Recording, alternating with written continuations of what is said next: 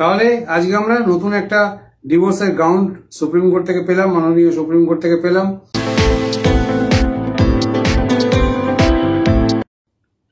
নমস্কার বন্ধুরা, আজকে আমি আপনাদের জন্য খুব ভালো একটা সুখবর নিয়ে এসেছি। একটা সুপ্রিম কোর্টের জাজমেন্ট, খুব রিসেন্ট জাজমেন্ট, 2023-এর জাজমেন্ট।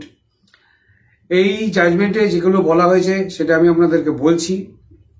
কারণ দেখুন, স্বামী স্ত্রী যদি বনাবনি ঠিকমতো না হয়, অনেকদিন ধরে এরকম যদি চলে, তো ডেফিনেটলি ঘর সংসার করা খুবই প্রবলেম হয়ে যায়। নয় স্বামী বা স্ত্রী যে কেউ একজন ডিভোর্স চায়।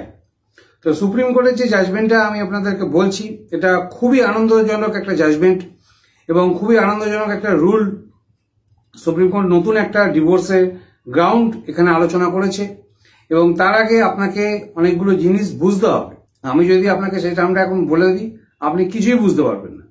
সুতরাং আমি প্রত্যেকটা পয়েন্ট আপনাদেরকে ভালোভাবে বোঝাচ্ছি, আস্তে আস্তে বুঝুন। ভিডিওটা লম্বা হতে পারে, আপনারা টাইম নিয়ে একটু ভিডিওটা দেখবেন। তাহলে এবার ভিডিওটা শুরু করি। ব্যাপারটা হচ্ছে কি, যে হিন্দু ম্যারেজ অ্যাক্ট সেকশন 13, এই 13 অনুযায়ী আপনি অনেকগুলো গ্রাউন্ড হিন্দু ম্যারেজ অ্যাক্টে লেখা আছে, সে আপনি সেই গ্রাউন্ডে ডিভোর্স করতে পারেন। তার মধ্যে যেমন একটা আছে ডিজার্শন, মানে 2 বছরের ওপরে স্বামী স্ত্রী আলাদা আছে, এই একটা হতে পারে। কিংবা অ্যাডাল্টারি, যে স্বামী কারোর সঙ্গে মিশছে বা ওয়াইফ কারোর সঙ্গে মিশছে, এরকম হতেই পারে। আর একটা হচ্ছে কোয়ালিটি। এই কোয়ালিটি গ্রাউন্ডে কিন্তু সবচেয়ে বেশি ডিভোর্স হয়ে থাকে। মোটামুটি 10টা কেসের মধ্যে 8টা কেসই কোয়ালিটি গ্রাউন্ডে কিন্তু ডিভোর্স হয়ে থাকে। সুতরাং আপনাদের এই কোয়ালিটি গ্রাউন্ডটা ভালোভাবে বুঝতে হবে যে কোয়ালিটি গ্রাউন্ড কাকে বলে এবং সুপ্রিম কোর্ট এই সম্বন্ধে কি বলেছে, কোয়ালিটি গ্রাউন্ডের উপরে কি বলেছে, সেটা আপনাদেরকে ভালোভাবে বুঝতে হবে। আরেকটা কথা হচ্ছে যে বার্ডেন অফ প্রুফ আমি আগে একটা ভিডিও করেছিলাম, কিন্তু আমার চ্যানেলে প্রচুর ভিডিও আছে এখন, সুতরাং আপনাদের হয়তো অত খোঁজা সম্ভব হবে না। বার্ডেন অফ প্রুফটা আমি ছোট্ট করে আলোচনা করে দিচ্ছি। যদি স্বামী ডিভোর্স পিটিশন করে, ওয়াইফের নামে যে অ্যালিগেশনগুলো দেবে, ওয়াইফকে যে দোষগুলো ওয়াইফকে দেখাবে, সেগুলো কিন্তু বার্ডেন অফ প্রুফ কিন্তু স্বামীর, যে পিটিশন করছে, যে আবেদন করছে কোর্টেতে। সুতরাং বার্ডেন অফ প্রুফ কিন্তু তার উপরে। ওয়াইফ যদি স্বামীর এগেনস্টে ডিভোর্স ফাইল করে, তো স্বামীর যে কোয়ালিটিগুলো আছে, স্বামীর যেসব খারাপ ব্যবহার, তার প্রতি যা ব্যবহার আছে, সেগুলো কিন্তু ওয়াইফকে প্রমাণ করে দেখাতে হবে। এবার কিভাবে প্রমাণ করবেন, এভিডেন্স কিভাবে কালেকশন করবেন, সেই সম্পর্কে অনেকগুলো ভিডিও আমি বানিয়ে দিয়েছি। আর এই এভিডেন্স কালেকশনটা কিন্তু আপনারা অবশ্যই করবেন। কারণ দেখুন, কোয়ালিটি অনেক রকম হতে পারে। যেরকম আমি 2-3 রকম কোয়ালিটি বলছি। ফিজিক্যাল কোয়ালিটি, আপনাকে মারধর করা হচ্ছে, ওয়াইফকে মারধর করা হচ্ছে, বা ওয়াইফও বরকে অনেক সময় মারধর করতে পারে, এরকমও কেস হয়।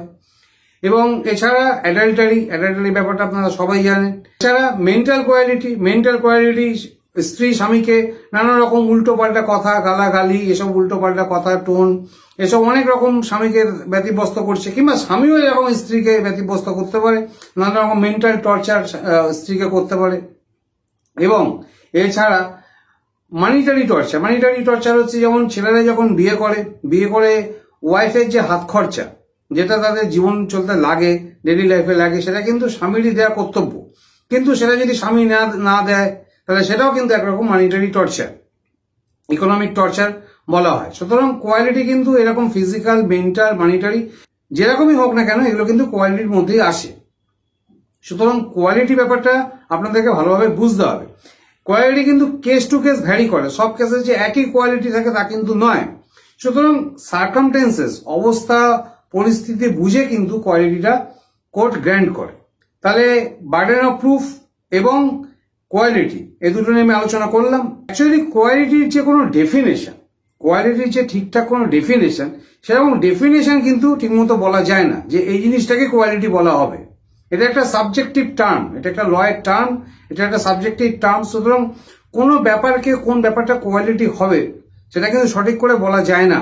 এই জাজমেন্টে সুপ্রিম কোর্ট যেটা বলেছে, সেটা হচ্ছে যে হিন্দু ম্যারেজ অ্যাক্ট 13-এ যেসব ডিভোর্সের গ্রাউন্ডগুলো লেখা আছে, সেই ডিভোর্সের গ্রাউন্ড ছাড়াও কিন্তু আরেকটা গ্রাউন্ড হতে পারে। নতুন একটা গ্রাউন্ড সুপ্রিম কোর্ট এখানে নিয়ে এসছে।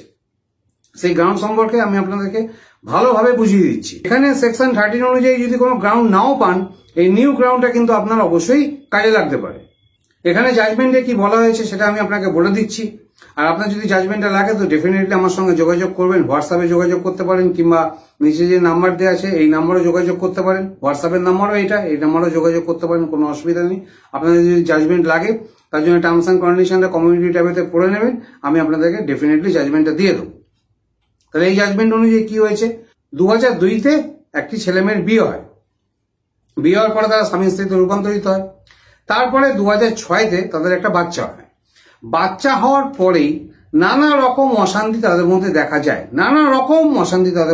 যায়, এবং তারা নিজেদের মধ্যে এমন ফেসলা করে যায় যে দুজন দুজনের কাছে থাকবেন, এবং বাচ্চা নিয়ে মেনলি অশান্তিটা হয়। তাহলে এবার ব্যাপারটা হচ্ছে যে যখন এরকম অশান্তি হচ্ছে এবং তারা অনেকদিন ধরে আলাদা আছে, তখন ওয়াইফ কি করে, যেটা জেনারেলি করে থাকে 498A ওয়াইফ করেছে, এবং ডিভোর্স পিটিশনও কিন্তু ওয়াইফ করেছে ফ্যামিলি কোর্টে। আপনারা জানেন প্রথমে ডিভোর্স কেস ফ্যামিলি কোর্টে হয়। অনেকে আমাকে জিজ্ঞাসা করে, স্যার ডিভোর্স কেস আমি ডাইরেক্ট হাইকোর্টে করতে পারি না, ডাইরেক্ট সুপ্রিম কোর্টে করতে পারি না। নো, কখনোই সেটা হয় না, আপনাকে স্টেপ বাই স্টেপ যেতে হবে। যাই হোক, যেটা বলছিলাম সেটা হচ্ছে ফ্যামিলি কোর্টে ওয়াইফ ডিভোর্স কেস ফাইল করে, কিন্তু ফ্যামিলি কোর্ট কেসটা খারিজ করে দেয়। এরপরে কি হয়, ওয়াইফ সেই কেসটাকে নিয়ে হাইকোর্টে চ্যালেঞ্জ করে।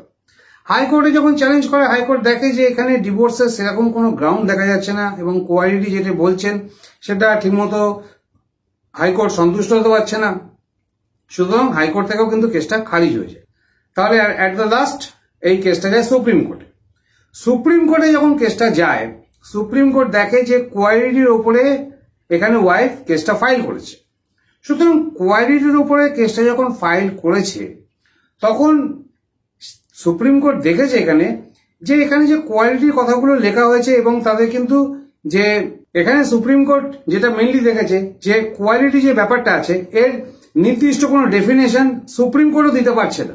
কিন্তু ব্যাপারটা হচ্ছে এক্স নামক যদি একটি ব্যক্তি থাকে, ওয়াই নামক যদি একটি ব্যক্তি থাকে, তাহলে এক্স এর কাছে যেটা কোয়ালিটি ওয়াই এর কাছে সেটা কোয়ালিটি নাও হতে পারে, আবার ওয়াই এর কাছে যেটা কোয়ালিটি সেটা এক্স এর কাছে নাও হতে পারে।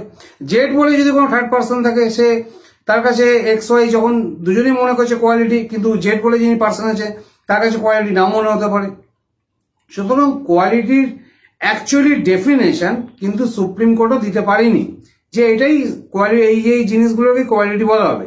প্রত্যেকটা কেসই কিন্তু কোয়ালিটির ব্যাপারটা আলাদা আলাদা আলাদা আলাদা ম্যাটার করে, এবং সেটা সাবজেক্ট এবং সার্কামস্টেন্সেস পরিস্থিতির উপর বিচার করে তখন ডিভোর্স দেওয়া হয়, বা অনেক সময় দেওয়া হয় না। কিন্তু এখানে কিন্তু সুপ্রিম কোর্ট ডিভোর্সটা দিয়ে দেয়, এবং সুপ্রিম কোর্ট যখন ডিভোর্সটা দিয়ে দেয় তখন সুপ্রিম কোর্টও মানে যে এখানে স্বামী স্ত্রী দুজনে অনেকদিন ধরে একসঙ্গে নেই, এবং এখানে তাদের একটা মেনলি জাস্ট ডিভোর্সের একটা ডিক্রি দরকার, একটা আইনত ডিক্রি দরকার, তার জন্য তারা এত ভুগছে। কিন্তু এখানে দেখা যাচ্ছে যে স্বামী স্ত্রী অনেকদিন ধরে আলাদা আছে, এবং স্ত্রী যে কোয়ালিটির কথাগুলো লিখেছে সেগুলো ঠিক আছে, এবং স্বামী স্ত্রী অনেকদিন ধরে আলাদা আছে, এবং ভবিষ্যতে যে তাদের রিলেশনটা আরো ইমপ্রুভ হবে সেরকমও কোনো আশা দেখা যাচ্ছে না। এই জন্য কিন্তু এখানে সুপ্রিম কোর্ট তাদেরকে ডিভোর্সের ডিগ্রিটা দিয়ে দেয়।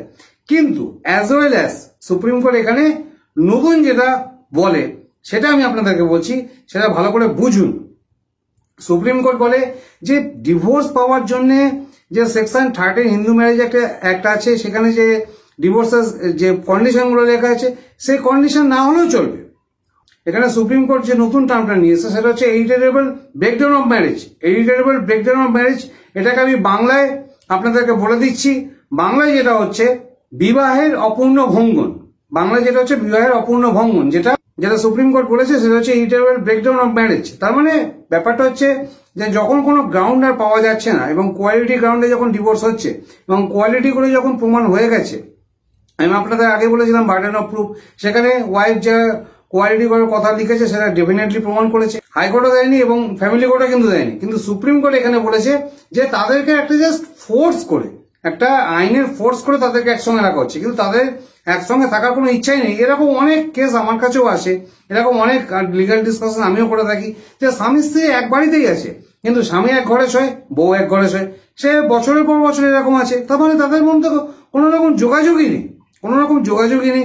এরকম কন্ডিশন যদি হয় তখন কিন্তু আপনার এখানে যে কোয়ালিটি গ্রাউন্ডটা কাজ করবে সেটা হচ্ছে ইরিটেবল ব্রেকডাউন অফ ম্যারেজ, বিবাহের অপূর্ণ ভঙ্গন। সুতরাং আপনারা যে নতুন এই টার্মটা শিখলেন যে ইরিটেবল ব্রেকডাউন অফ ম্যারেজ, সুতরাং এই গ্রাউন্ডেও কিন্তু ডিভোর্স হতে পারে। সুতরাং এটা কিন্তু নতুন একটা সুপ্রিম কোর্ট নতুন একটা গ্রাউন্ড নিয়ে আসলো।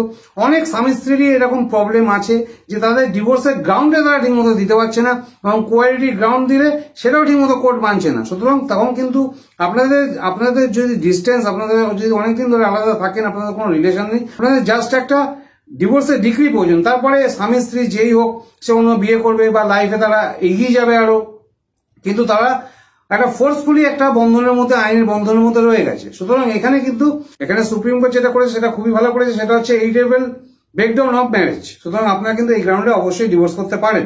আপনাদের যদি এই জাজমেন্ট নেওয়ার দরকার হয়, আপনারা জাজমেন্টটা নিতে পারেন এবং আপনাদের অ্যাডভোকেটের সঙ্গে, কিংবা আমাদের অ্যাডভোকেট অনেক বড় গ্রুপ আছে আমাদের অ্যাডভোকেটের সঙ্গে। সুতরাং সুপ্রিম কোর্ট কিন্তু এখানে কোয়ালিটি গ্রাউন্ডটা অনেকটাই ক্লিয়ার করে দিয়েছে, এবং কোয়ালিটি গ্রাউন্ডটা যেটা বিভিন্ন জায়গায় বিভিন্ন রকম চলে সেই জিনিসটা কিন্তু সুপ্রিম কোর্ট ক্লিয়ার করে দিয়েছে যে অ্যাকচুয়ালি কোয়ালিটি গ্রাউন্ডে কোনো রকম কিন্তু অ্যাকচুয়াল ডেফিনেশন নেই, এটা একটা জাস্ট সাবজেক্টিভ টার্ম, আর এটা আপনাদের মনে রাখতে হবে। এবং যারা ডিভোর্স পিটিশন করবে, স্বামী পক্ষই করুক আর ওয়াইফ পক্ষই করুক, তো ডেফিনেটলি কিন্তু বার্ডেন অফ প্রুফ তাদের উপরেই থাকবে। যে করবে তাকে কিন্তু কেসটা প্রমাণ করতে হবে, ডেফিনেটলি প্রমাণ করতে হবে। আর যদি সেরকম কোনো গ্রাউন্ড আপনি না পান, তাহলে কিন্তু আপনি এই যে নতুন গ্রাউন্ড আপনাকে বললাম, এই গ্রাউন্ড আপনি অবশ্যই ইউজ করতে পারেন। তাহলে আজকে আমরা নতুন একটা ডিভোর্সের গ্রাউন্ড সুপ্রিম কোর্ট থেকে পেলাম, মাননীয় সুপ্রিম কোর্ট থেকে পেলাম। এই লেভেল ব্রেকডাউন অফ ম্যারেজ, আপনারা কিন্তু কোনো গ্রাউন্ড না পেলে এই গ্রাউন্ডটা কাজে লাগিয়েও কিন্তু ডিভোর্স করতে পারেন। সুতরাং আশা করি আপনাদের নতুন ইনফরমেশনটা পেয়ে আপনারা খুব খুশি হয়েছেন। যদি খুশি হয়ে থাকেন নিশ্চয়ই কমেন্টে লিখে জানাবেন।